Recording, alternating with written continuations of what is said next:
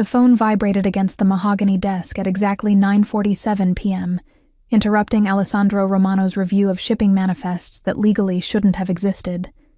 He glanced at the screen, expecting one of his lieutenants reporting from the docks. Instead, an unfamiliar number glowed in the darkness of his private office. Alessandro didn't answer unknown calls. That was protocol. Survival instinct honed over 15 years of building an empire that straddled the knife's edge between legitimate business and the familia traditions his grandfather had brought from Palermo. He let it ring once, twice. Then he heard it. Through the phone's speaker, before he'd even accepted the call, a child's voice broke through. Small, terrified, speaking rapid Italian between sobs. Per favore, per favore. Help Mama. They're hurting her. They're yelling and Mama won't answer me. Alessandro's hand shot to the phone, swiping to accept before his conscious mind had processed the decision. Chi è questo? Who is this? Sofia. The little girl hiccuped, and Alessandro heard something crash in the background, followed by a man's rough voice shouting in Italian. Mama saved your number. It says emergenza. Your emergenza. They're hurting Mama. The name hit him like a physical blow. Sofia. 5 years old if his memory served correctly, which it always did when it came to matters of family and obligation. And if Sofia was calling, that meant her mother was... Sofia Conti? His voice remained calm, controlled, even as his free hand was already pulling up the security feed from his network, fingers flying across the keyboard. Dove say, where are you? Home, the apartment. The men came and Mama told me to hide in the closet, but I can hear. Her voice broke into fresh sobs. They're breaking things, Mama screamed. Alessandro was on his feet, grabbing his jacket from the chair, his mind cataloging and discarding possibilities at lightning speed. The Conti family. Giuseppe's daughter. The promise he'd made at Giuseppe's funeral 3 years ago. Standing in the rain while a then 2-year-old Sofia clutched her mother's hand. Both of them dressed in black. I protect what's mine, Alessandro had said to Lucia that day, his hand on Giuseppe's casket. Your father was family. That makes you family. You ever need anything. She'd thanked him politely, distantly, and disappeared into her quiet life in Queens. He'd kept tabs, discreetly. Single mother, working 2 jobs, raising her daughter in the modest apartment Giuseppe had left her. Clean, careful, staying far from the life her father had once touched at the edges as a legitimate business associate of the Romano family. Until tonight. Sofia, ascoltami. Listen to me very carefully. Alessandro strode through his office door, Angelo already rising from his post outside, reading his boss's body language with the precision of a decade's service. I need you to stay very quiet in that closet. Can you do that for me? Yes. Her breathing was ragged, panicked. Good girl. I'm coming right now. I'm getting in my car, and I'm coming to help your mama. He snapped his fingers at Angelo, mouthing, Conti, Queens, and watching his head of security immediately pull out his phone, already coordinating. But I need you to stay hidden and stay quiet. Can you tell me what the men look like? I don't know. I only heard them. They speak Italian, but not like Nonno Giuseppe. Different. Sicilian, Alessandro's mind supplied. Not his people then. Which meant someone else had decided Lucia Conti was fair game, that the protection of the Romano name meant nothing. That was a mistake he would personally correct. How many voices do you hear, Tesoro? He kept his tone gentle, soothing, even as he climbed into the back of his armored SUV, Angelo sliding into the driver's seat and pulling away from the curb before Alessandro had even closed the door. 2, maybe 3. They keep saying... Sofia's voice dropped to a whisper. They keep saying Nonno's name. They say Mama has to pay for something. But Nonno is dead. Mama cries about it. Giuseppe. The old man had been careful, had mostly kept his business separate from his family, but apparently not careful enough. Someone thought his daughter inherited more than just an apartment and a 5-year-old. Alessandro's jaw tightened. Sophia, is there a window in your closet? Can you see outside? No, it's just dark. I have Mama's phone. She dropped it. Smart girl. Resourceful. That was Lucia's doing. He remembered her at 15, the daughter of his father's associate, sharp-eyed even then, helping her father with his books, never missing a detail. You're doing so well, Sophia. Your mama would be very proud. Alessandro glanced at his watch. Traffic was light. 12 minutes if Angelo pushed it. I need you to do one more thing for me. Can you lock the closet door from inside? There's no lock, just the handle. Then put something against it. Shoes, boxes, anything heavy. He heard rustling, small grunts of effort, the sound of objects being moved by tiny hands. In the front seat, Angelo was on his phone, speaking in rapid Sicilian to someone Alessandro knew would be mobilizing the nearest crew. No one would arrive before Alessandro did, that was by design, but they'd be close enough to secure the perimeter, to ensure no one left that apartment building who wasn't supposed to. Okay, Sophia whispered. I put Mama's boot bag against the door. And the shoe boxes. Perfetto. Now I need you to be very, very quiet. Don't make any sound. I'm 8 minutes away. Promise you'll help Mama? The question, asked in a child's voice but carrying the weight of generations of Italian tradition, of family bonds that transcended blood, settled over Alessandro like a mantle. This wasn't just about Giuseppe's debt, whatever it was. This was about the fundamental code that had governed his life since his own father had explained it to him at 8 years old. Family protects family, his father had said. Always. No exceptions. I promise, Alessandro said. And he meant it with the same certainty he brought to every vow, every deal, every blood oath. I'm coming for your mama, and no one is going to hurt her anymore. The SUV took a corner at a speed that would have terrified most civilians. Alessandro barely noticed. His mind was already 3 steps ahead, calculating scenarios. If these were Sicilian enforcers collecting on Giuseppe's debt, they wouldn't kill Lucia. Not yet. They'd want information first, leverage, something they could use.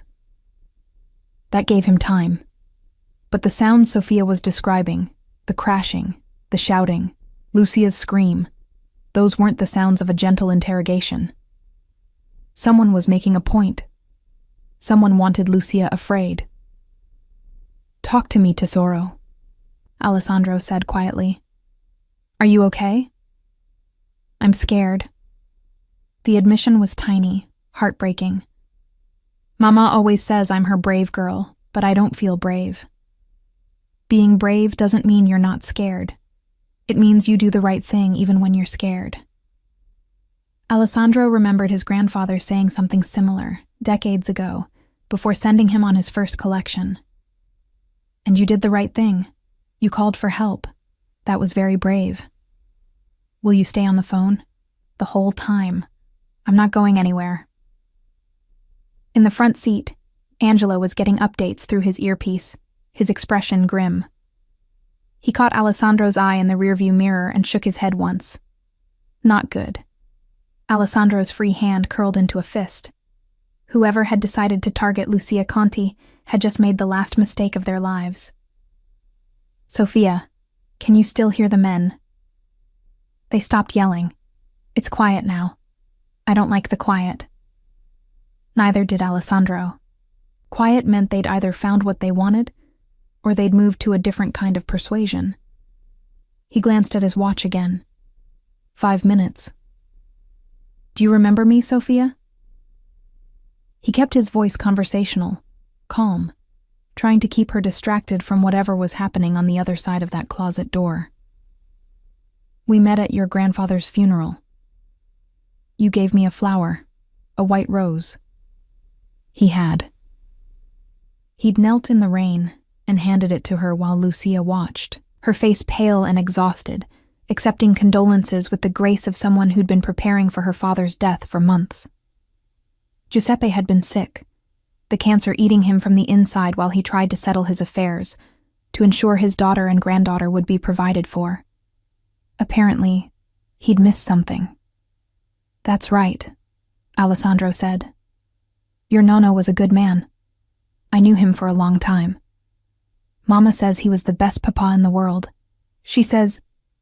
Sophia's breath hitched. "She says when someone dies, they become a star. So nonno can watch me. Your mama is very smart." Alessandro swallowed against unexpected emotion. He'd seen death countless times, had ordered it more than he cared to count.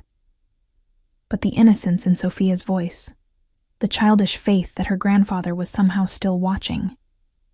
It reminded him why the code existed in the first place. Why family mattered. Why some things were worth protecting. Even when the world called you a monster for the protection you offered. The SUV screeched to a halt outside a modest 3-story building in a quiet Queens neighborhood. Angelo was out first, already scanning for threats, his hand inside his jacket.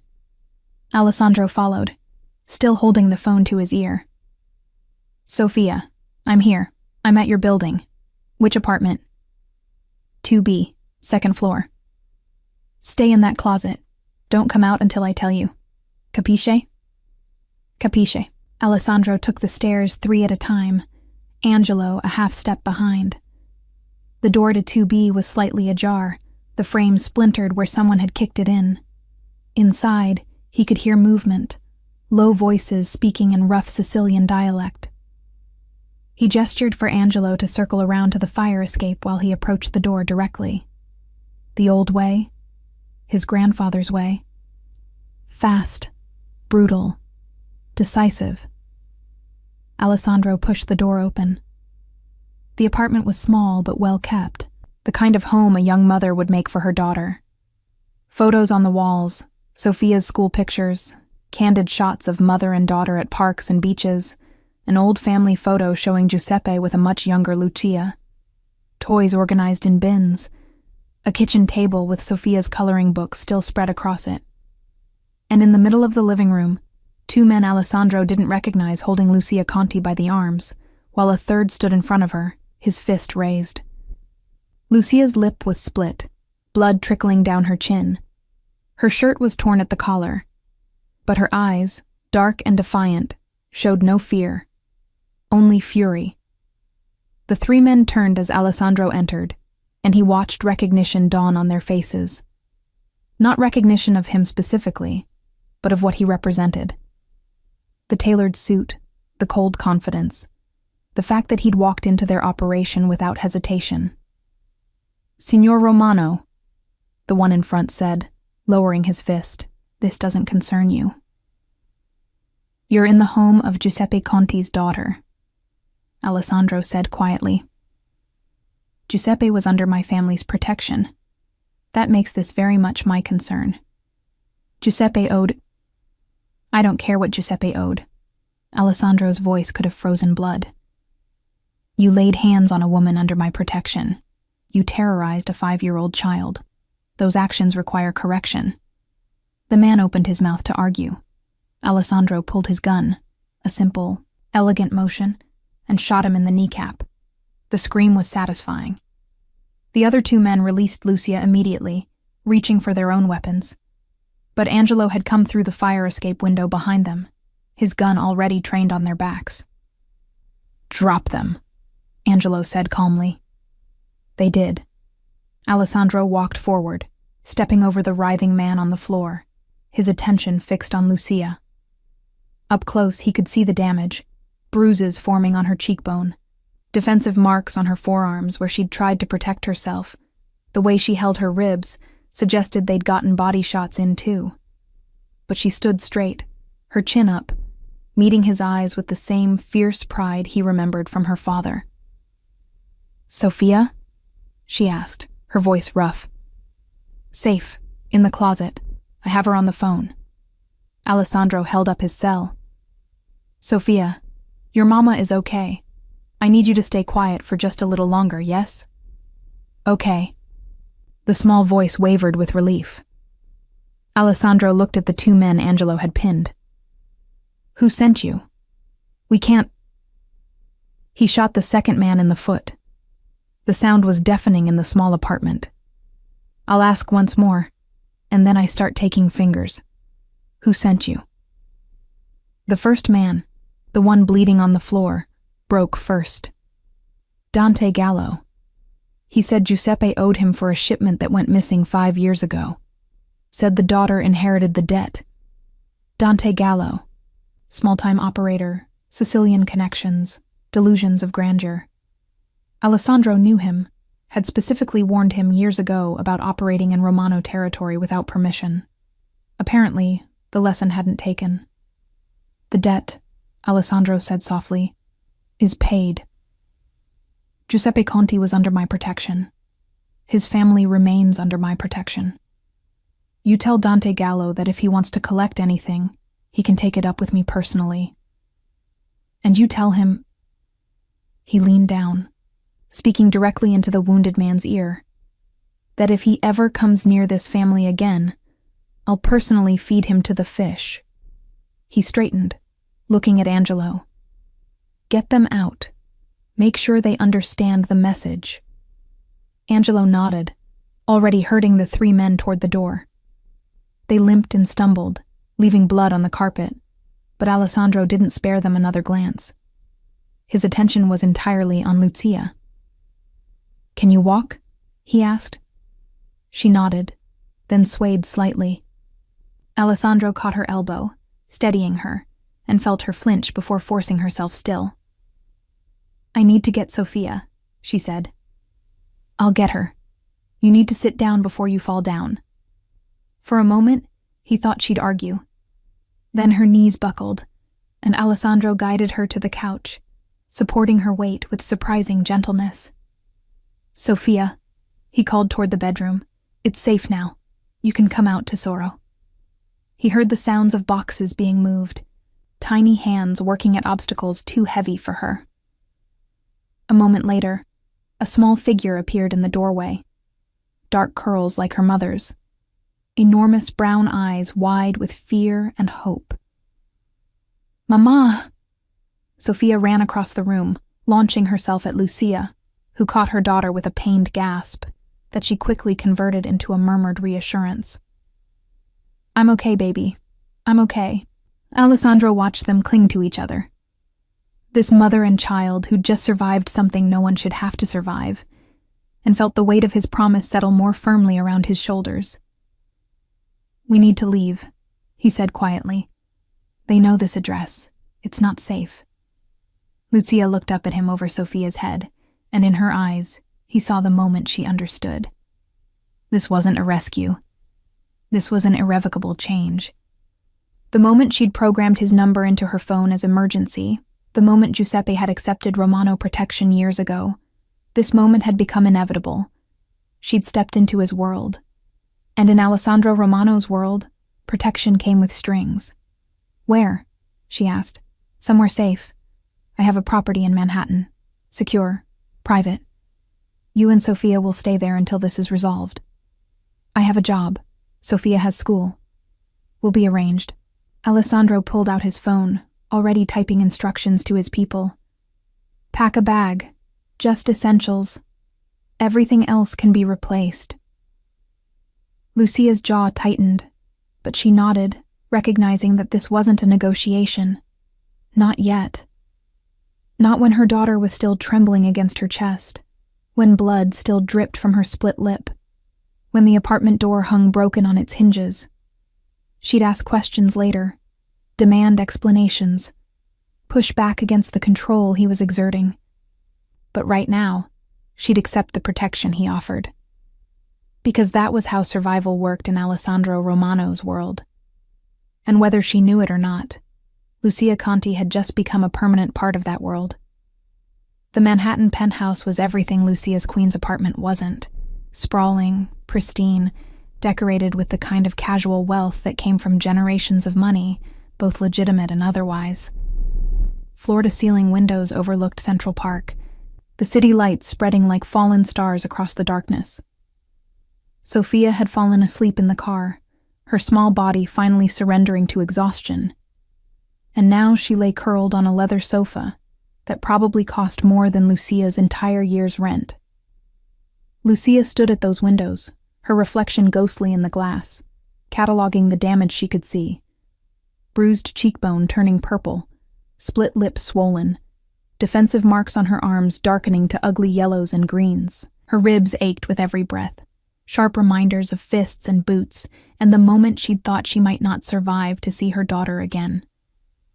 Behind her, she heard Alessandro on the phone, his voice low and controlled, speaking in rapid Italian to someone who was clearly accustomed to receiving orders at midnight. Arranging things, he'd said, making calls, ensuring their safety, ensuring their captivity.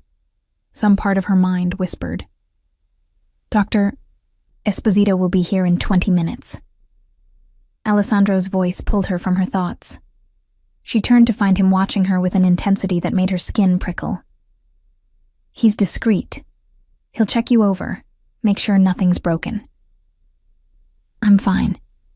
The words came automatically. The same lie she'd told herself while hiding Sophia in the closet, while taking blows meant to break her, while calculating how long she could hold out before they moved from fists to something worse. Alessandro's expression didn't change, but something in his eyes suggested he'd heard that particular lie before. "Humor me." It wasn't a request. Lucia recognized the tone, the same one her father had used when discussing business, when the veneer of politeness couldn't quite hide the steel underneath. She'd grown up on the edges of this world, careful never to step too far in, knowing that men like Alessandro Romano didn't make suggestions. They made statements and expected compliance. "How did they find me?" she asked instead. "I've been careful. My father kept me separate from—" She gestured vaguely, encompassing the penthouse, the life, the empire Alessandro represented. All of this. "Your father did keep you separate."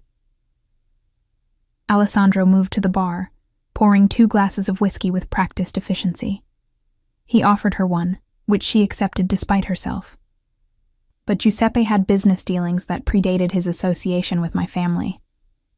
Dante Gallo apparently held a grudge about a shipment that went missing 5 years ago. 5 years ago, my father was already sick.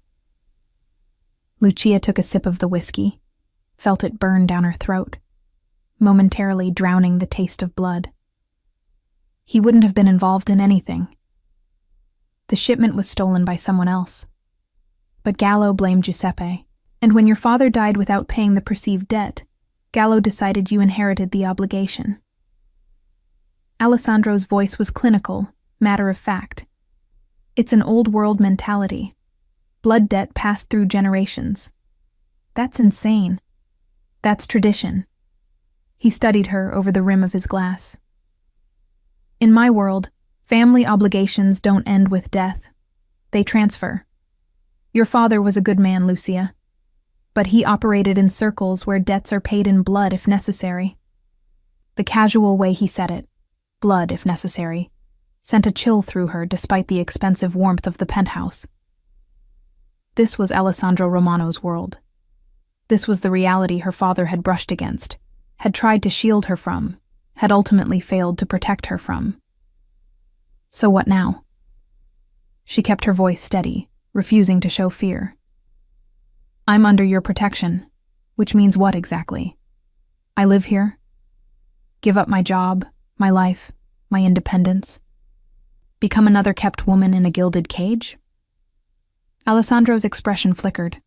Surprise, maybe, or respect. "You think that's what this is? Isn't it?"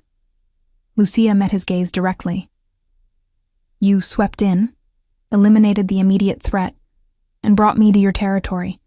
You're making arrangements for my life without asking what I want. That sounds like control to me, no matter how you dress it up as protection." For a long moment, silence stretched between them. Lucia could hear Sophia's soft breathing from the couch, the distant hum of city traffic 40 stories below, the the clink of ice in Alessandro's glass as he set it down with deliberate care. "Your father saved my life once," he said finally. "Did he ever tell you about that?" The shift in topic threw her. No. I was 19, stupid, arrogant, thought I was invincible because I carried the Romano name. Alessandro's voice carried an edge of old memory, old pain. I walked into a situation without proper backup, without thinking it through. Giuseppe was there on legitimate business. He had no reason to get involved. But when the shooting started, he pulled me behind cover, took a bullet in the shoulder that was meant for me. Lucia's breath caught. She'd seen the scar on her father's shoulder, had asked about it as a child. He'd told her it was from a car accident, nothing to worry about. He never said, because he was a good man who understood that some debts transcend business. Alessandro moved closer, his presence filling the space between them. I owed him my life. When he died, that debt transferred to his family, to you, to Sophia. This isn't about control, Lucia. This is about honor. Honor. She tested the word, found it bitter. Is that what you call shooting a man in your living room? What you call making my daughter hide in a closet while strangers beat her mother? I call that justice. No apology in his voice, no regret. Those men violated the fundamental code. They threatened family. In my world, that requires correction. Your world, Lucia laughed, the sound sharp and pained. I don't want to be part of your world, Alessandro. I want my quiet life, my apartment, my normal job. I want Sophia to grow up without... Without what? Without protection? Alessandro's voice hardened. You had your quiet life, Lucia.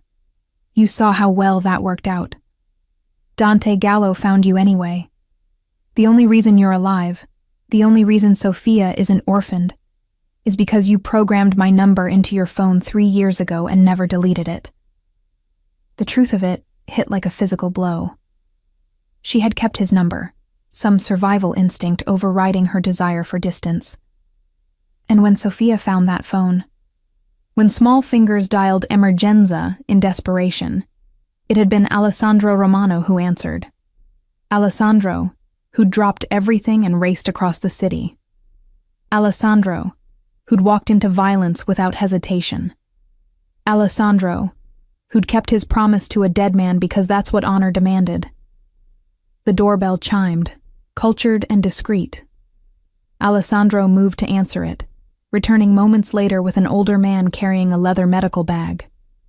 Doctor, Claudio Esposito had the kind of face that suggested he'd seen everything and judged nothing, useful traits in a physician who treated the Romano family. Signora Conti. The doctor's voice was professionally warm. Let's have a look at you. Lucia submitted to the examination with practiced stoicism, learned from years of her father's illness, from emergency rooms and hospice care, and the particular strength required to stay functional while your world collapsed. The doctor worked efficiently, checking her ribs with gentle pressure that still made her gasp, examining the bruises, confirming what she already knew. Nothing broken, Dr. Esposito said finally. But you'll be sore for several days. Ice for the swelling, pain medication if needed. Watch for signs of concussion, dizziness, nausea, vision problems. If any of those develop, call me immediately. I will. She accepted the prescription he handed her, knowing one of Alessandro's people would fill it within the hour. Everything arranged. Everything controlled. After the doctor left, Alessandro gestured toward a hallway. Guest rooms are this way. You and Sophia can take the suite at the end. It has connecting rooms. There's clothing in the closet, basic necessities in the bathroom. If you need anything else, there's staff available. Staff. The word tasted foreign. You have live-in staff in Manhattan? Security, primarily. Angelo coordinates the overnight watch. But there's also Mrs. Bianchi. She manages the household, handles meals, anything you might need. He paused at a doorway, his hand on the frame. This isn't a prison, Lucia. You're free to come and go. But I'd prefer you had security with you. at least until Dante Gallo understands the situation. Understands that I'm your property now? Understands that you're under my protection? There's a difference. Alessandro's jaw tightened, the first crack in his controlled facade. I'm not trying to own you. I'm trying to keep you alive. Lucia wanted to argue, wanted to push back against the fundamental wrongness of being extracted from her life and deposited in luxury she didn't ask for. But exhaustion weighed on her like physical pressure, the adrenaline finally draining away and leaving only pain and bone-deep weariness. I need to put Sophia to bed. She moved past him toward the couch where her daughter slept, but Alessandro was faster, scooping the small girl up with surprising gentleness. I'll carry her. You're in no condition. He was right, which only irritated her more. But she followed him down the hallway to a suite that was larger than her entire apartment, watching as he laid Sophia carefully on a bed that looked like something from a princess movie. Her daughter didn't wake, just curled instinctively around the pillow, her small face relaxed in sleep. She's brave, Alessandro said quietly. Calling me like that. Staying quiet when I told her to. That takes real courage. She's 5. Lucia's voice cracked despite her best efforts. She shouldn't need courage. She should be worried about dolls and cartoons, not hiding from men who want to hurt her mother. No, she shouldn't. Alessandro turned to face her in the dim light filtering from the hallway. But she does. Because Dante Gallo decided your father's perceived debts mattered more than a child's safety. Because this world, my world, doesn't care about what should be. It only cares about what is. Then maybe I don't want any part of your world. Too late. Not cruel, just honest. The moment those men broke down your door, you became part of it. The only question now is whether you accept my protection or try to face it alone. Lucia looked at her sleeping daughter, remembering the terror in Sophia's voice on that phone call, the way she trembled while hiding in the closet, the nightmares that would inevitably come. Then she looked at Alessandro, this man who embodied everything she'd tried to avoid, everything dangerous and complicated and morally gray, but who'd also answered when she needed him most. What does your protection cost? She asked. Nothing's free in your world, Alessandro. What's the price? His expression was unreadable in the shadows. Stay here where I can ensure your safety. Let me handle Dante Gallo. Beyond that, he paused. We'll figure out the rest as we go. It wasn't an answer. It was a deferment, a promise to discuss terms later when she wasn't bruised and exhausted and desperate. But it was also honest in its own way. An acknowledgement that this arrangement would require negotiation, boundaries, rules they'd have to establish together. 1 week, Lucia said. I'll stay for 1 week while you handle Gallo. Then we revisit this arrangement. 1 week, Alessandro agreed. But something in his voice suggested he knew it wouldn't be that simple. That 1 week would become 2, would become a month, would become however long it took for her to realize that stepping into his world wasn't temporary. It was permanent. He left her then, closing the door with a soft click that felt terribly final. Lucia stood in the luxurious silence, looking at her daughter, cataloging her options. She could run, take Sophia and disappear, change their names, start over somewhere Dante Gallo and Alessandro Romano and all the complications of her father's world couldn't find them. But that required resources she didn't have, and left them vulnerable to threats she couldn't predict. Or she could stay. Accept Alessandro's protection. Navigate the dangerous waters of owing debts to a man whose business operated in shadows and whose code of honor was written in blood. Her phone buzzed. A message from an unknown number. Your belongings from the apartment will arrive tomorrow. Angelo secured the location and retrieved what could be salvaged. AR. Even now, in the middle of the night, Alessandro was arranging things, taking control, making decisions. Protecting her, some part of her mind whispered. Trapping her, another part argued. Lucia deleted the message and climbed into the second bed in Sophia's room, too wary to sleep in a separate space, needing to be close enough to hear her daughter breathe. The sheets were Egyptian cotton, impossibly soft. The mattress conformed perfectly to her bruised body. Everything designed for comfort, for luxury, for a life she'd never wanted. But as she finally surrendered to exhausted sleep, her last conscious thought wasn't about the cage. It was about the man who'd built it, and the terrible, dangerous realization that part of her was grateful he had. 3 days into her week at Alessandro's penthouse, Lucia discovered that protection came with an education. She'd woken to find Sophia already dressed and eating breakfast in the enormous kitchen, chatting happily with Mrs. Bianchi about the correct way to make carbonara. The older woman had taken to Lucia's daughter, with the enthusiasm of someone who'd never had grandchildren of her own, teaching her Italian phrases and sneaking her extra cookies when she thought Lucia wasn't looking. "Mama!" Sophia called, waving a fork. "Mrs. Bianchi is teaching me how to crack eggs with one hand." Lucia managed to smile despite the persistent ache in her ribs, despite the bruises that were yellowing but still visible, despite the surreal strangeness of her life having been completely upended 72 hours ago. "That's wonderful, baby. But remember, we're guests here. We can't—" "Nonsense." Mrs. Bianchi waved a wooden spoon dismissively. "Mr. Romano specifically said you're family. Family isn't guests. Family is family." The words settled over Lucia with uncomfortable weight. Family. That's how Alessandro had framed this arrangement from the beginning. Invoking her father's name, claiming debts and honor and traditions she'd spent her adult life trying to escape. After breakfast, after Sophia had been installed in the penthouse's media room with enough Disney movies to keep her occupied for hours, Lucia found Alessandro in his study. He looked up from a stack of documents as she entered, and she caught the brief flash of something, surprise, pleasure, before his expression settled into neutral professionalism. "How are you feeling?" he asked. "Sore, restless, like a prisoner in a very expensive cage."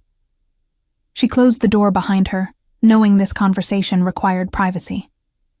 "We need to talk about Dante Gallo." "I'm handling Gallo." "Which means what, exactly?" Lucia moved to the window, putting distance between them, needing space to think clearly. "You shoot him like you shot those men in my apartment. Make him disappear. Add another body to whatever count you're already carrying." Alessandro's silence was answer enough. "I don't want anyone dead because of me," she said. "This isn't about you. It's about principle." He stood, moving around his desk with that predatory grace she was starting to recognize. "Dante Gallo threatened family. That violation requires correction, regardless of your preferences." "My preferences?" Lucia laughed, sharp and bitter. "Is that what we're calling my moral objections to murder? I call it naivety." No heat in his voice, just matter-of-fact assessment. "You want to believe there's a civilized solution to this, that Gallo will listen to reason, accept compensation, walk away peacefully. But men like him don't operate that way. They understand only two things: power and consequences." "Then make the consequences something other than death." "Such as?" The question hung between them, a challenge. Lucia realized she'd walked into this conversation without a plan, operating on moral certainty, but no practical solutions. In Alessandro's world, the world her father had brushed against, had tried to shield her from, what were the alternatives to violence? "I don't know," she admitted. "But there has to be something. Financial compensation, territory concessions, whatever currency your world trades in that isn't blood." Alessandro studied her for a long moment, his expression unreadable. Then he gestured to the chair across from his desk. "Sit. I want to show you something." She obeyed, curiosity overriding her instinct to maintain distance. Alessandro pulled a folder from his desk drawer, spreading photographs across the surface between them. "Dante Gallo," he said, tapping the first photo. A man in his 50s, heavy-set, cruel eyes. Small-time operator with Sicilian connections. Runs protection rackets in Queens and Brooklyn. Dabbles in smuggling. Recently tried to expand into drug distribution on my territory. He laid out more photos. Men beaten bloody. A burned-out storefront. A woman with a black eye and broken arm. These are people who crossed Gallo, or who couldn't pay his debts, or who were simply in his way. Lucia's stomach turned, but she forced herself to look, to see the reality of the man who'd sent thugs to her home, who'd terrorized her daughter, who'd nearly... This... Alessandro placed another photo, this one showing a young man, maybe 25, is Michael Russo. He worked at a restaurant Gallo claimed owed protection money. Michael tried to testify against him. 2 weeks later, he disappeared. His body was found in the East River 3 months after that. "Stop." Lucia's voice was barely a whisper. "Why? Because it's uncomfortable?" Alessandro leaned back, his gaze never leaving her face. "This is the man you're asking me to show mercy to. This is who you think deserves a civilized solution. I think..." She forced herself to breathe. To think. To articulate something beyond instinctive revulsion. "I think you're showing me the worst of him to justify the worst of you. I'm showing you the truth." He gathered the photos, returning them to the folder with clinical efficiency. "In your world, the normal world you want to return to, people call the police. They trust the system. They believe justice comes from courts and laws. But Dante Gallo has judges on his payroll, cops who look the other way, lawyers who make evidence disappear. Your civilized solutions don't work against men like him. So your solution is to become just as bad? My solution is to protect what's mine." Alessandro's voice dropped, taking on that dangerous softness she was learning to recognize. "You and Sophia are under my protection now. That means Dante Gallo becomes my problem to solve. The only question is whether you trust me to solve it effectively." Trust. The word echoed through her mind. Complicated and impossible. How could she trust a man who dealt in violence and intimidation, who'd shot someone in front of her without hesitation, who operated in the shadows her father had tried to keep her from? But he'd also answered when she called. Had kept Sophia calm during the worst night of their lives. Had brought them to safety without asking for anything in return. "My father trusted you," Lucia said finally. "He put your number in my phone as emergency contact. He must have believed you'd help if I needed it. Giuseppe understood what I am." Alessandro's expression softened almost imperceptibly. He knew the kind of world I operate in, the choices I make. But he also knew that I keep my promises. Always. Even the difficult ones? Especially those. Lucia thought about her father. The man who'd raised her with love and laughter, who'd taught her to question authority and think independently, who'd also had connections to people like Alessandro Romano.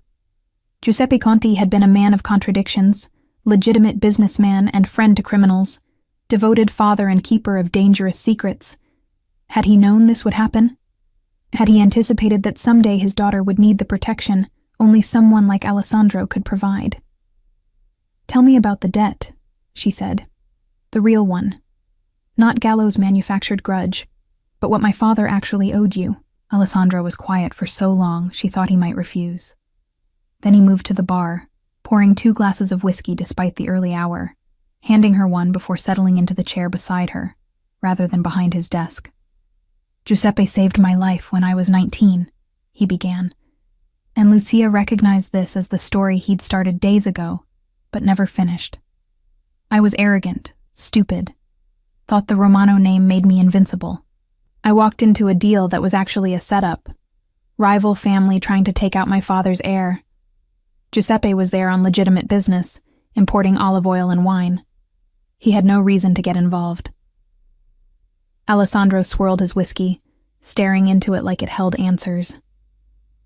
But when the shooting started, he pulled me behind cover, took a bullet in the shoulder that was meant for my chest. Then he grabbed a gun from one of the dead shooters and held them off until my family's people arrived. A businessman who'd never fired a weapon in his life suddenly became a soldier because he saw a kid about to die. Lucia's throat tightened. That was her father, the man who'd volunteer to coach her soccer team despite knowing nothing about sports, who'd donate to every charity that asked because he couldn't stand the thought of anyone suffering. Of course, he'd save a stranger's life without thinking about the cost. My father took him to our family's doctor, made sure he received the best care, paid for everything. Alessandro met her eyes. Giuseppe refused any payment beyond medical costs, said he didn't save me for money. That made him either the most honest man I'd ever met, or the most naive. He was both, Lucia said softly. Yes. Alessandro's smile was brief but genuine. He was, and that's why when he came to me 5 years later, needing help with a business problem, I couldn't refuse. What kind of problem? The kind where his legitimate import business had accidentally become a front for someone else's illegal smuggling operation. Alessandro's expression hardened. Giuseppe didn't know. He was good at business but terrible at reading people. Someone had been using his shipping manifests to move contraband, setting him up as the fall guy if anything went wrong. Lucia's stomach dropped. The shipment Dante Gallo thinks my father stole. Yes. Giuseppe's business partner was actually working for Gallo, using Giuseppe's roots and reputation to move stolen goods. When one of those shipments got intercepted by my people, because they were moving through Romano territory without permission, the partner blamed Giuseppe and disappeared, leaving your father holding responsibility for a theft he didn't commit. So my father came to you. He came to me, Alessandro confirmed. Asked me to clear his name, to fix the problem he'd accidentally created. I did. I found the real thief, made sure everyone understood Giuseppe had been used, settled the territorial dispute with the families whose goods had been stolen. Your father's reputation was protected, his business continued operating legitimately, and Dante Gallo was warned to stay away from him. But Gallo didn't forget. Gallo doesn't forget anything. He's small and petty and vindictive. When Giuseppe died, and there was no longer Romano protection actively enforcing the warning, Gallo decided to collect on a debt your father never owed. Alessandro set down his glass with controlled precision. That's why those men came to your apartment. That's why Sofia had to hide in a closet. Because Dante Gallo saw an opportunity to extract payment from a dead man's daughter. The pieces clicked together with horrible clarity. Her father's illness, his careful arrangements in his final months, the way he'd insisted she program Alessandro's number into her phone, just in case. Giuseppe had known this might happen, had tried to protect her the only way he could, by ensuring she had access to someone powerful enough to stand against men like Gallo. So what now? Lucia asked. You've explained the history, shown me that Gallo is dangerous, made it clear that civilized solutions won't work. What's your actual plan? Gallo needs to understand that you and Sofia are permanently off limits, that any future attempts to collect this fabricated debt will result in his complete destruction. Alessandro's voice was matter of fact, discussing violence like it was a business negotiation. I'll arrange a meeting, make the terms clear, give him the opportunity to walk away. And if he doesn't take that opportunity, then I remove the threat permanently. There it was, the line she couldn't cross, the fundamental difference between her world and his. Alessandro offered protection, but that protection came with blood, with violence, with solutions that her conscience couldn't accept, even as her survival instincts recognized their necessity. I need time to think about this, Lucia said. Take the time you need. But understand. Alessandro leaned forward, his intensity sharpening. Dante Gallo isn't waiting for you to make peace with my methods. Every day you hesitate is another day he might try something else. Another day Sofia is at risk. The mention of her daughter was calculated, deliberate. Alessandro knew exactly how to apply pressure, how to make Lucia's choices feel impossible. She could object to his methods while accepting his protection, could maintain her moral high ground while benefiting from his violence. Or she could acknowledge the uncomfortable truth, that in this situation, with these stakes, Alessandro's way might be the only way that kept her daughter safe. 1 week, she said, standing. You said I could stay for 1 week while you handled this. It's been 3 days. You have 4 more to resolve it however you see fit. After that, we discuss what happens next. Agreed. Alessandro stood as well, offering his hand. 4 days. Lucia shook it, feeling the warmth of his palm against hers, the controlled strength in his grip. This was the man who'd shot someone in front of her without hesitation. The man who'd kept her father's secrets and honored debts that transcended death. The man who'd answered when a terrified 5-year-old called for help. She released his hand and walked out, feeling his gaze follow her down the hallway. 4 days to decide whether she could live with the protection he offered, whether she could accept safety that came soaked in moral compromise. 4 days to figure out if she was her father's daughter, in more ways than she'd ever wanted to admit. On the 5th day of her stay at Alessandro's penthouse, Lucia woke to find Sofia already dressed in new clothes that had appeared in the closet overnight.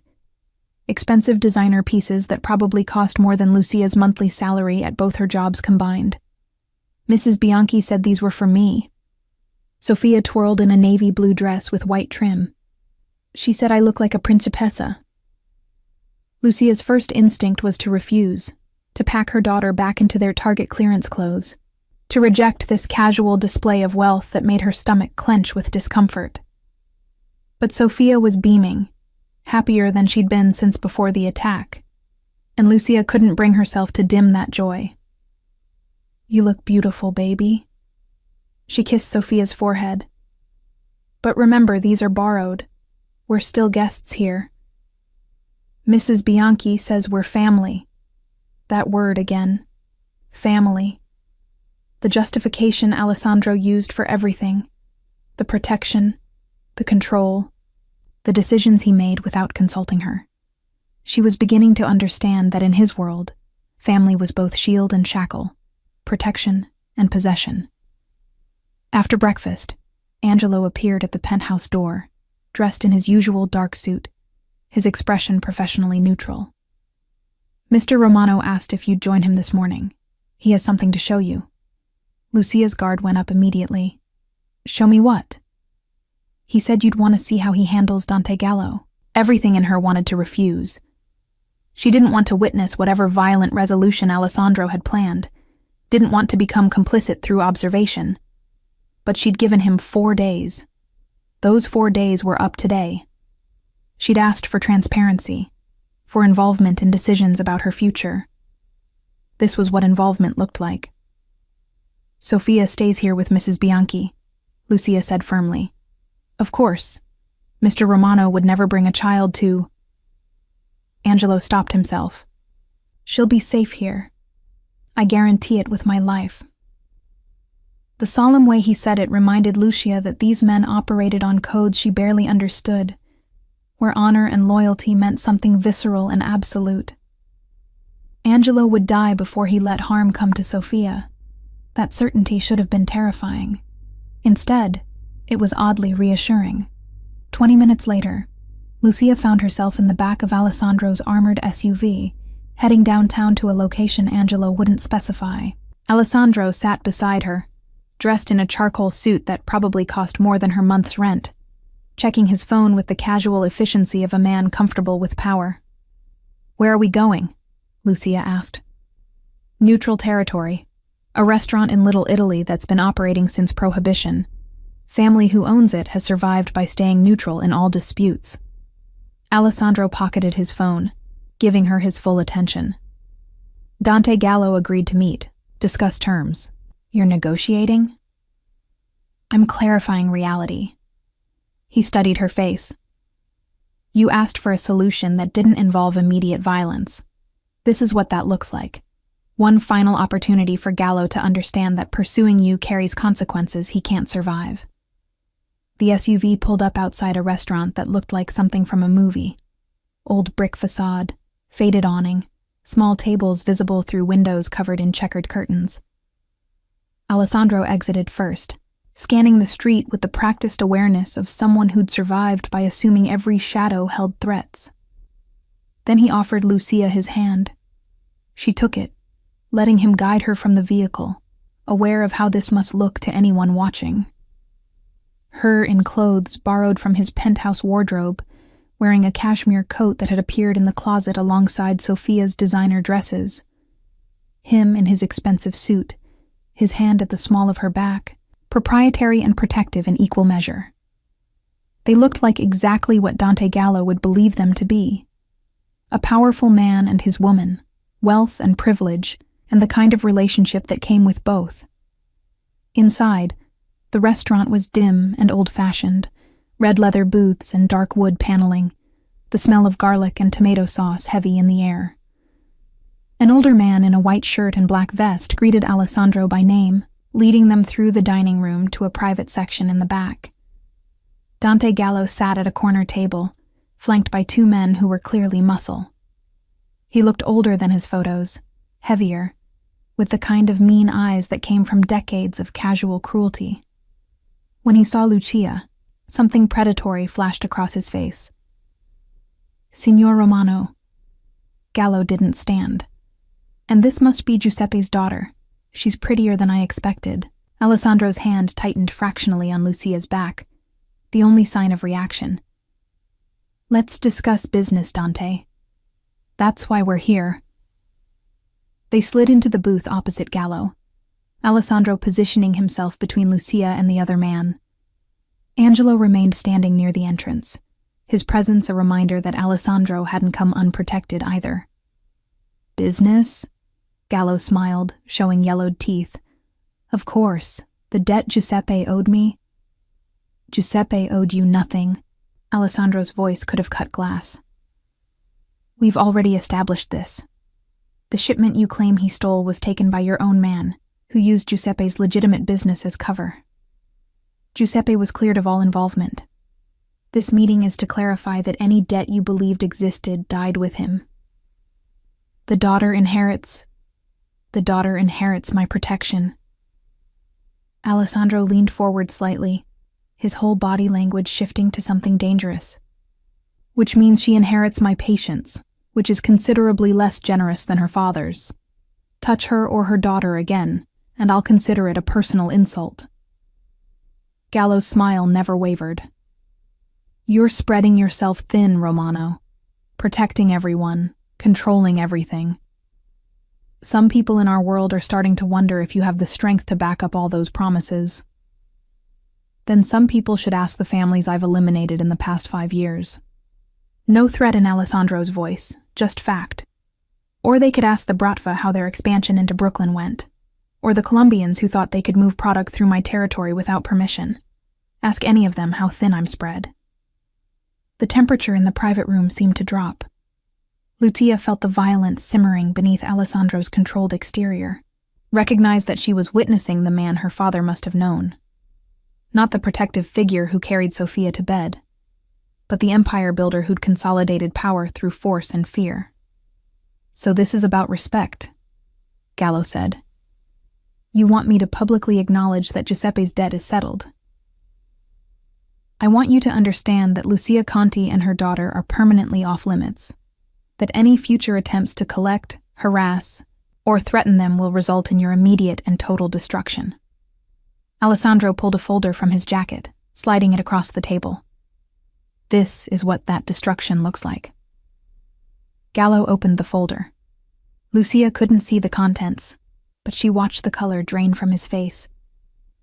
These are complete financial records of every operation you run, every account, every asset, every person on your payroll, including the 3 police officers, 2 judges, and 1 federal prosecutor, who supplement their income through your generosity.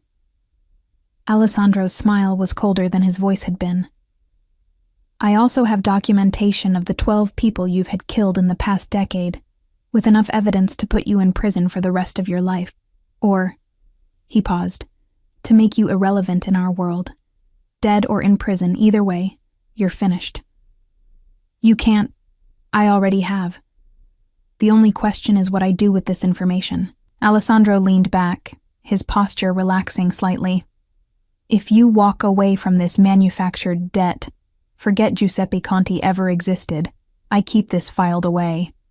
You continue your small operations, stay out of my territory, and we have no further conflict.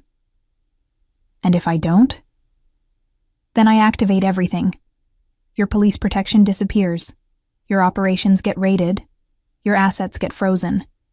Every family you owe money to suddenly gets anonymous tips about your weaknesses. Alessandro's voice dropped to that dangerous softness.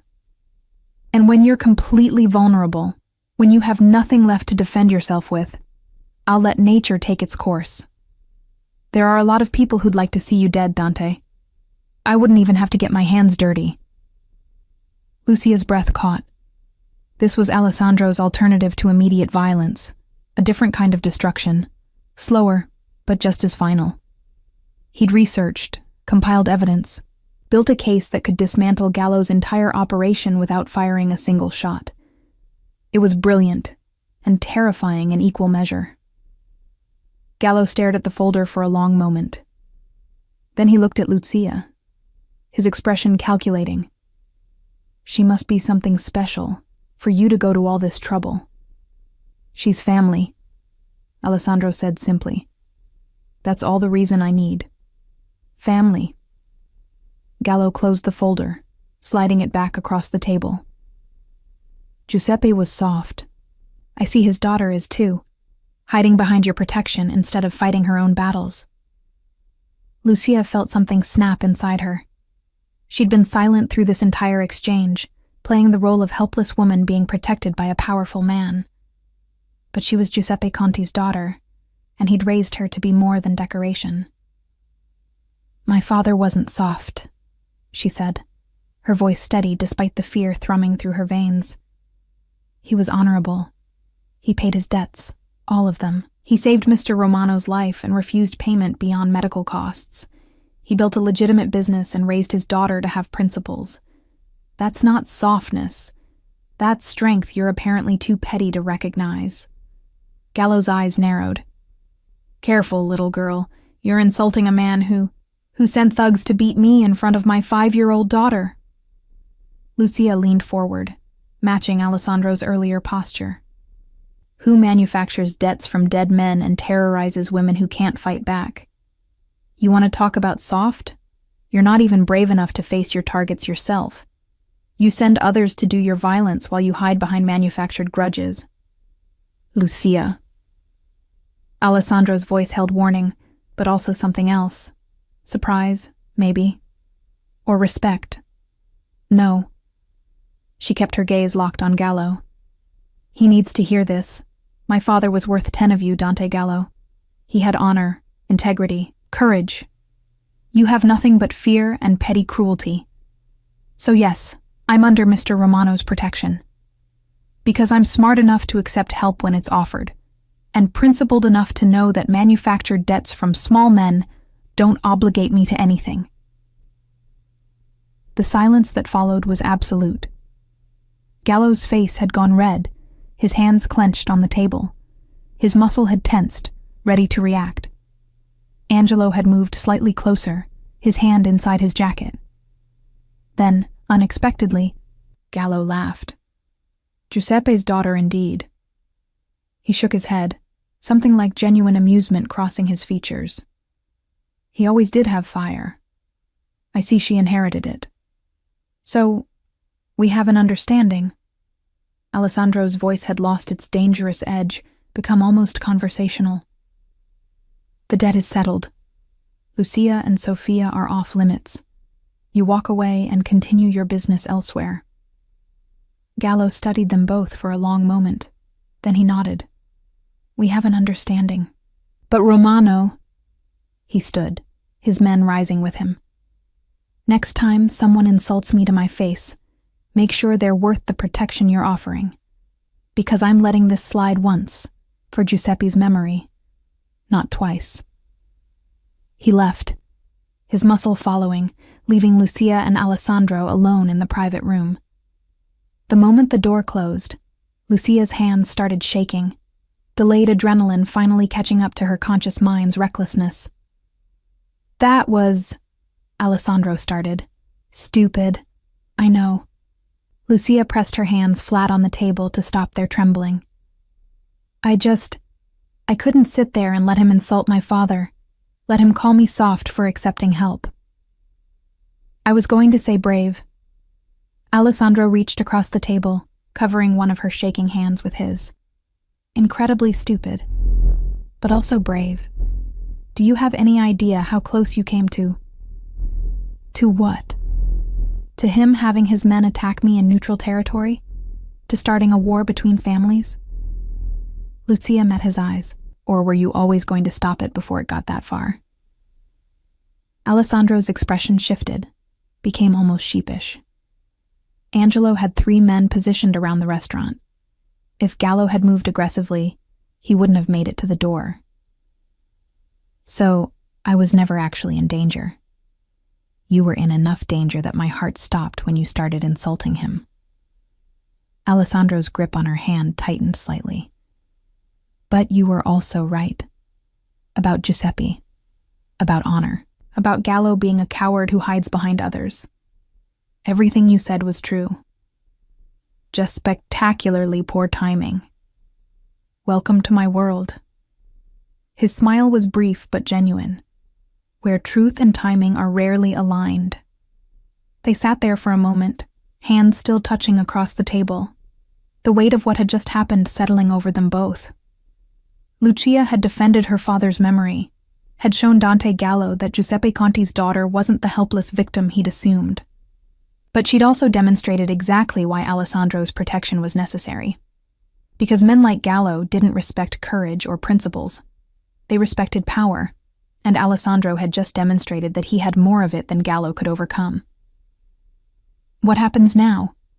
Lucia asked. Now we go home. I monitor Gallo to ensure he keeps his word. You and Sofia continue staying at the penthouse until I'm certain the threat is completely neutralized. Alessandro released her hand, but slowly, reluctantly. And we discuss what comes after. After. Your week was up yesterday. We need to talk about the longer-term arrangement. The longer-term arrangement. Permanent protection that came with permanent strings. A life lived under Alessandro Romano's watch. Safe, but no longer entirely her own. But as they left the restaurant and returned to the SUV, as Angelo drove them back to the penthouse where Sofia was probably learning to make fresh pasta with Mrs. Bianchi, Lucia realized something had shifted. She wasn't just accepting Alessandro's protection anymore. She was starting to understand why her father had trusted this dangerous man enough to put his number in her phone as emergency. And that understanding was almost more frightening than anything Dante Gallo could have threatened. 2 weeks after the meeting with Dante Gallo, Lucia stood in Alessandro's study, looking at documents that would change everything. A trust fund. She read the paperwork again, struggling to process the numbers. For Sofia's education. College, graduate school, whatever she chooses. Alessandro spoke from behind his desk, his voice matter of fact. The principal is protected, earnings distributed according to benchmarks tied to her academic progress and life milestones. This is... Lucia did the math in her head, her hands trembling slightly. This is more money than I'll make in my entire life. It's what your father would have wanted. Giuseppe valued education above almost everything else. My father wouldn't have wanted me accepting charity from... She stopped herself, but Alessandro finished the thought. From a criminal? From someone whose wealth comes from illegal operations? His expression didn't change. Giuseppe knew exactly what I was, Lucia. He accepted my help when he needed it. This is no different. This is completely different. This is you making my daughter dependent on you. This is me ensuring Sophia has opportunities regardless of what happens to either of us. Alessandro stood, moving around his desk to face her directly. If something happens to me tomorrow, the trust is irrevocable. If you decide to leave, to go back to your life, the money is still hers. There are no strings attached. There are always strings. But even as Lucia said it, she was reading the paperwork more carefully, seeing the truth in his words. The trust was structured to be completely independent, managed by a neutral third party, accessible to Sophia regardless of Lucia's relationship with Alessandro. It was the kind of gift that came with no expectation of return, which made it more dangerous than any debt. Why? Lucia asked. Why do all of this? The protection, the penthouse, now this. What do you want from me? Alessandro was quiet for a long moment, his gray eyes studying her face with that intensity she'd come to recognize. Your father saved my life. That created a debt that can never be fully repaid. But it's more than that. He moved to the window, looking out at the Manhattan skyline. Giuseppe was the only person outside my family who treated me like a human being instead of a weapon. He'd invite me to Sunday dinners, talk to me about books and art and ideas that had nothing to do with business. He showed me there could be more to life than power and violence. Lucia's throat tightened. She remembered those Sunday dinners, remembered her father inviting various business associates, remembered a younger Alessandro sitting at their table, listening to Giuseppe's passionate discussions about Italian literature and Renaissance art. She'd been 15, awkward and shy, barely noticing the quiet young man who seemed so out of place among her father's usual guests. I didn't know, she said softly. You weren't supposed to. Giuseppe kept his worlds very separate. Alessandro turned back to face her. But he gave me something I didn't know I needed. Proof that I could be more than what my family demanded. That there was honor in protection, not just in power. And now you're trying to repay that by protecting us. I'm trying to honor his memory by being the man he believed I could be. Alessandro's voice roughened slightly. Giuseppe died believing his daughter and granddaughter would be safe. I intend to make that belief justified. Lucia set down the trust documents, her hands steadier now. I've been here for 2 weeks. Sophia has settled in, made friends with Mrs. Bianchi, started calling this place home. I've watched you coordinate your business, seen how you operate, witnessed the respect and fear you command from everyone who works for you. And I'm terrified. The admission cost her, but she forced it out. Not of you specifically, but of what staying here means, of raising my daughter in this world, of becoming dependent on protection that comes from violence, of losing myself in the process. Alessandro listened without interrupting, giving her space to articulate fears she'd been holding since that first night. But I'm also practical, Lucia continued. Dante Gallo backed down because of your power, not my principles. Men like him will always exist. We'll always see people like me as vulnerable targets. I can go back to my queen's apartment, get my jobs back, pretend that none of this happened. But that doesn't make me safe. It just makes me willfully ignorant. So what do you want to do? The question, asked without pressure, without manipulation, surprised her. Alessandro was offering her a choice, even knowing her decision would affect his ability to keep his promise to Giuseppe. I want to negotiate, Lucia said. Real terms, clear boundaries. If Sophia and I stay here, if we accept your protection, I need to know exactly what that means. Alessandro's expression shifted. Surprise, then something like pride. All right, name your terms.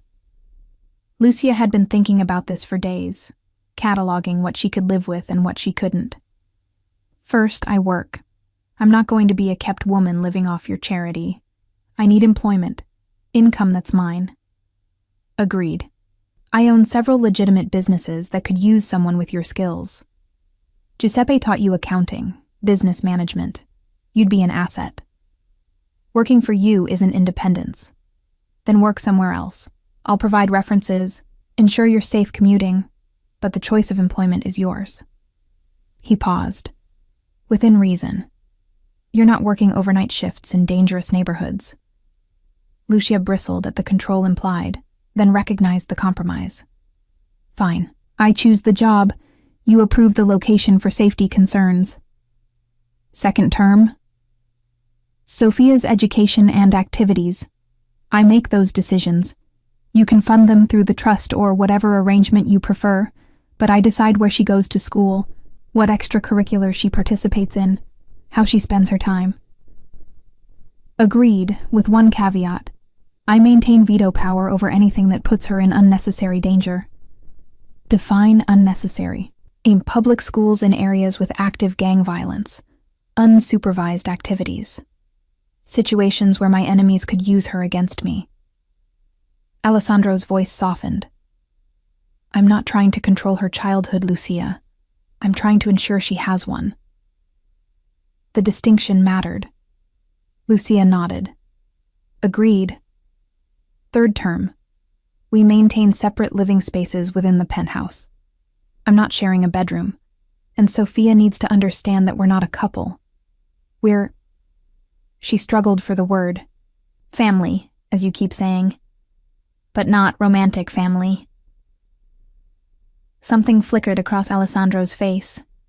Disappointment, maybe, or understanding. Of course. You'll have complete privacy in your suite. I won't enter without invitation. Fourth. Lucia took a breath, knowing this one would be harder. If I decide to date someone, to build a relationship outside of this arrangement, you don't interfere. My personal life remains my own. The silence stretched long enough to become uncomfortable. When Alessandro finally spoke, his voice was carefully neutral. You're asking me to allow potential threats into proximity of you and Sophia. I'm asking you to respect my autonomy. Anyone I date would be vetted by me first. I'm not stupid, Alessandro. I know the risks now. But I also won't live the rest of my life alone because you're overprotective. Overprotective. He almost smiled. That's one word for it. What's another? Realistic about human nature and the wolves who'll see you as a way to get to me. Alessandro crossed his arms.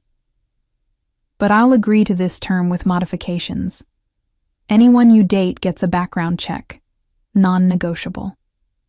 If they have connections to my enemies or histories of violence, I reserve the right to object. Object, not prohibit. Object strongly. Ultimate choice remains yours, but I will make my concerns clear. It was more than Lucia expected, less than she wanted. But it was compromise, genuine negotiation rather than dictate. Agreed. Fifth and final term. This arrangement gets reviewed every 6 months. If either of us feels it's not working, we renegotiate or end it entirely. You want an exit strategy. I want to know I'm choosing to stay, not just accepting inevitability. Lucia met his eyes. Every 6 months we sit down and honestly assess whether this is working for both of us. If it's not, we figure out an alternative that still keeps Sophia and me safe. Alessandro considered this for a long moment. 6 months. Full transparency about concerns. Genuine negotiation about changes. And if we can't reach an agreement, then you help me relocate somewhere safe. Somewhere I can build a new life. You don't just withdraw protection and leave us vulnerable. I would never... He stopped himself, realizing she needed the explicit promise. I will never withdraw protection from you or Sophia, regardless of our personal arrangement. Even if you leave, even if you hate me, You remain under Romano family protection. Always. The word, always, hung between them with the weight of a vow. This wasn't temporary protection contingent on her cooperation. This was permanent, irrevocable, the kind of promise Alessandro Romano didn't make lightly. Then we have an agreement, Lucia said.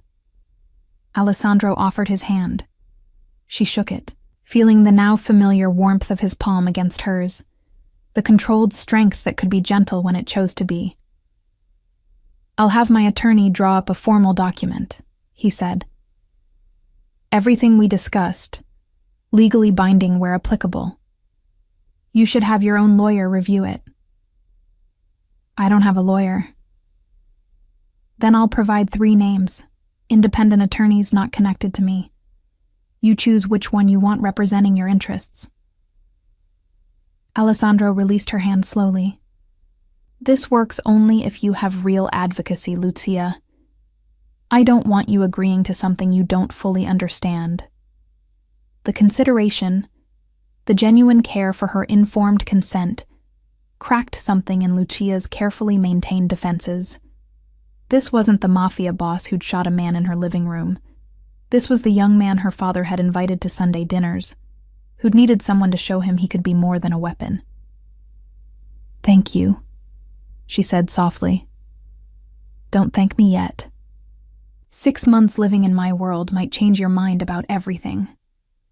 But as Lucia left his study and returned to the suite she now shared with Sofia, as she watched her daughter practice Italian with Mrs. Bianchi and laugh with genuine joy for the first time since the attack, she wondered if 6 months would change her mind, or simply confirm what she was already starting to suspect.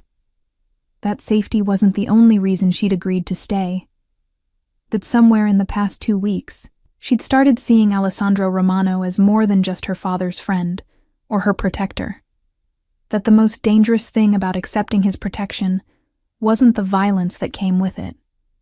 It was the possibility of wanting to stay even after the threat was gone. 3 months after moving into Alessandro's penthouse, Lucia received a call that would test every negotiated term of their arrangement. Mrs. Conti? The voice on the phone was professional, unfamiliar. This is Dr. Esposito's office. Your daughter Sofia had an incident at school. Lucia's heart stopped. What kind of incident? Is she hurt? She's fine physically, but there was a situation with another child's parents. The school is requesting you come immediately. 20 minutes later, Lucia burst into the private academy where Sofia had enrolled. One of Alessandro's compromises, a school that was prestigious but also had security protocols that satisfied his concerns. She found Sofia sitting in the principal's office, her small face tear-stained but defiant, while a well-dressed couple argued loudly with the principal. Our son doesn't need to apologize, the woman was saying. If Sofia can't handle a few questions about her family. She's 5 years old, Lucia interrupted, her voice cold. What questions exactly was your son asking? The couple turned, looking her up and down with obvious disdain. The woman's expression soured further. Your daughter told our son that her family is protected by the MAFIA. She said, the woman's voice dripped with contempt, that anyone who's mean to her will have to answer to Alessandro Romano. Lucia's stomach dropped. She looked at Sofia, who had the grace to look ashamed, but also stubbornly proud. Mama, Tommy said we were poor, that we didn't belong here with the rich kids, that you couldn't even afford this school without... Sofia's voice dropped to a whisper, without charity. The truth hit like a physical blow. These children, or more likely their parents, had been discussing Lucia's financial situation, questioning how a single mother from Queens could afford an elite Manhattan academy. And Sofia, trying to defend her mother's dignity, had reached for the one defense she thought would work. Alessandro's name. Ms. Conti, the principal began, clearly uncomfortable. We need to discuss Sofia's understanding of appropriate conversation topics. The school has a strict policy about... About what? Lucia kept her voice level despite the fury building in her chest. About children defending themselves against bullying? About standing up when someone insults their family? Our son wasn't bullying, the father interjected. He was asking legitimate questions. And frankly, if your daughter is associated with organized crime— My daughter, Lucia said, each word precisely enunciated, is associated with a family friend who has been kind enough to help us during a difficult time. If your son was asking legitimate questions about our financial situation, perhaps you should examine what you're teaching him about class and privilege. The mother's face flushed. How dare you suggest— I suggest you examine why a 5-year-old felt the need to question another child's economic status. Lucia crossed the office, kneeling in front of Sophia. Baby, did Tommy say anything else? Sophia's eyes filled with tears. He said poor people don't belong at his school, that we should go back to our apartment in Queens where we belong. I see. Lucia stood, turning to face the principal. So my daughter defended herself against classist bullying by referencing a family friend, and somehow she's the one being reprimanded? Ms. Conti, invoking MAFIA connections isn't appropriate. Neither is tolerating economic discrimination among 5-year-olds. Lucia gathered her purse, extending her hand to Sophia. Come on, baby. We're leaving. Ms. Conti, if you remove Sophia from school grounds during the day then expel her. Send the paperwork to Alessandro Romano's legal team. I'm sure they'll be fascinated to learn about your school's tolerance for bullying as long as it comes from wealthy families. She left, Sophia's hand tight in hers, aware that she'd just made a scene that would have consequences. But she wouldn't, let her daughter be shamed for defending herself, even if that defense had involved invoking Alessandro's protection. They were halfway to the penthouse when her phone rang. Alessandro. I heard, he said without preamble. Angelo monitors all communications regarding Sophia's school. Are you both all right? We're fine. But Sophia's probably getting expelled for defending her family. Yes, I know. His voice was warm, approving. She's Giuseppe's granddaughter. She has his fire. She invoked your name, Alessandro. Told that boy her family was protected by you. And she was right. No hesitation in his voice. She is protected. You both are. If that makes other parents uncomfortable, that's their problem. Lucia closed her eyes, feeling the weight of choices made and consequences still unfolding. The school will issue a formal apology by end of day, and the child who bullied Sophia will be required to apologize directly. The family will also be reminded that tuition doesn't exempt their son from basic human decency. Alessandro paused. I'm on the board of directors. This will be handled. Of course he was on the board. Of course he had that kind of influence. Lucia had been naive to think enrolling Sophia in an elite school wouldn't eventually connect back to Alessandro's power and reach. I don't want you to protect your daughter from bullying. Too late. It's already done. His voice softened. Lucia, Sophia did nothing wrong. She stood up for herself and for you. That takes courage, especially at 5 years old. I'm proud of her. The words, simple, genuine, made Lucia's throat tight. She thinks we're family now. Really family. Not just an arrangement. We are family. Alessandro said it like it was self-evident. 3 months you've been here. 3 months Sophia has had stability, safety, joy. 3 months you've worked at the foundation. One of his legitimate businesses, managing grants for children's education programs, and proven yourself invaluable. This isn't temporary anymore, Lucia. It hasn't been for a while. He was right. Somewhere between negotiating terms and navigating daily life in the penthouse, between watching Alessandro teach Sophia Italian songs his grandfather had taught him and seeing how gently he could be with her daughter, Lucia had stopped counting days until she could leave. She'd started building a life here. I'm scared, she admitted. Of me. Of wanting this. Of depending on you. Of... She stopped, unable to articulate the most dangerous fear. Of caring about me. Alessandro finished quietly. I know. I feel it too. The admission hung between them through the phone line, weighted with everything they hadn't said in 3 months of careful distance and negotiated boundaries. We should talk about this, Lucia said. We should. But first I need to handle the school situation. Then tonight, after Sophia's asleep, we'll talk. Really talk. He paused. About what this has become. What we both want it to be.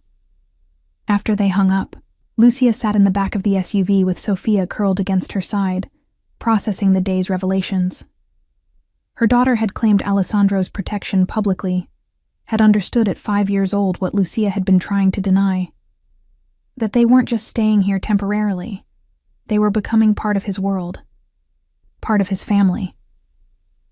That evening, after Sophia had been fed and bathed and tucked into bed with promises that school would be better tomorrow, after Mrs. Bianchi had retired for the night, and Angelo had finished his security sweep, Lucia found Alessandro in his study. He looked up from paperwork as she entered, and something in his expression made her heart race. The school apologized, he said. Formally and profusely. The family in question has been reminded of the school's zero-tolerance policy for bullying. Sophia can return tomorrow if she wants, or we can look at other options. She wants to go back. She said she's not letting Tommy win. Lucia closed the door behind her, leaning against it. She really is Giuseppe's granddaughter. She's yours too. You raised her to have that strength. Alessandro set aside his work, giving her his complete attention. You wanted to talk. About what this is. What we are.